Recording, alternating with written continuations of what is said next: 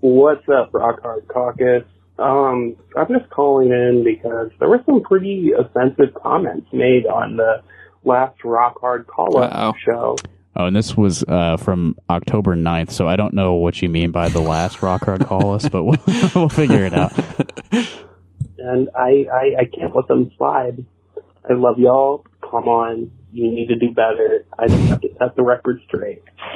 Right? You said that the romance between Padme and Anakin in the Star Wars prequel movies was unwatchable. There we go. And okay. You said that Attack of the Clones is a bad movie.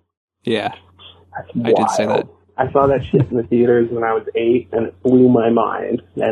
Well, I saw it in the theater when I was 11 also. Right, yeah. I would never question the taste of an eight-year-old. Yeah, if you like something as a child, you should like it for the rest of your life. Yeah, right. Yeah. Like, that's all there is to it. I mean, that is kind of how it works, but still blows my mind.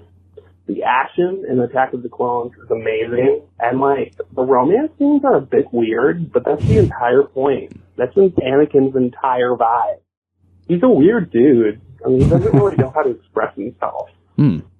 Okay, so Anakin's maybe neurodivergent is what you're supposed to be taking away from the prequels. That's canon, I think. Right? I think, well, yeah, he is. He's like medically, biologically, he's got a huge M count, and so that affects the way he interacts with other sentient beings. Now, M, that's midichlorians, right? Yes. They've in the past few years they've been referring to it as an M count in various Star Wars properties. Interesting. I think to kind of massage the stink of the midichlorian backlash. Yeah. Yeah, and we're not saying just because you are neurodivergent that you're wanting to kill a bunch of children with a lightsaber. We're not saying that. No, not everyone ends up like Anakin. I think really the lessons to take away from the tragedy of Darth Vader is that he had his own desires that were suppressed. You know, like he was taken into the Jedi Order at an old age compared to most of the Padawans that come into, or the younglings rather. They're not Padawans yet. Okay, they're thank first you. taken into the Order. I could spend a full hour on this. I didn't know that. I didn't know the difference between a youngling and a Padawan. Thank you. Yeah, I think that they're not Padawans until they are taken under the wing. There's the apprenticeship system sort of, and they're not immediately assigned to an older Jedi to learn from. When you see them and they're in a big group, like when they're all slaughtered in the third movie, they're not Padawans yet.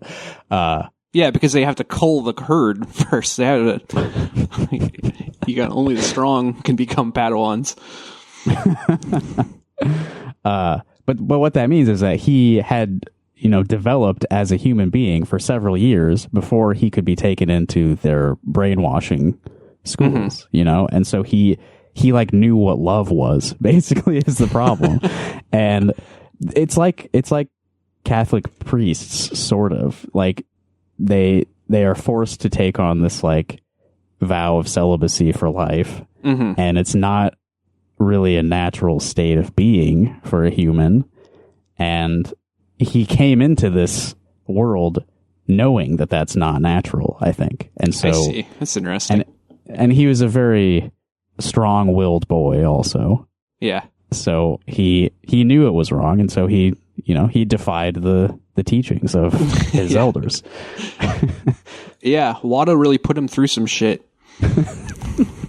Okay, well, I hope that, there's still a minute left on this call, but I hope that me saying all that is at least enough of an indication that I have thought way too much about this, and I do care about Anakin Skywalker, even if I think the movie's bad.